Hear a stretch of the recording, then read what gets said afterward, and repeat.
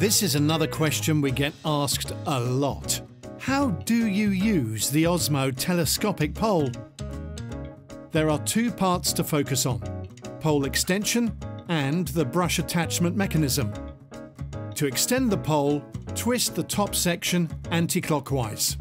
Once at your desired length, twist and tighten clockwise to lock in place.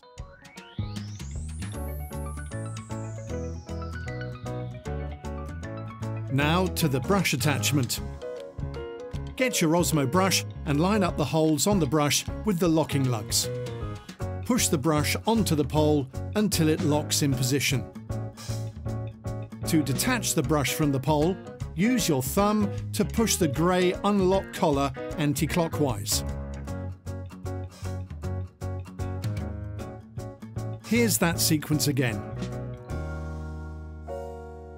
Yeah, you see, as always, simple when you know how. Thanks for watching.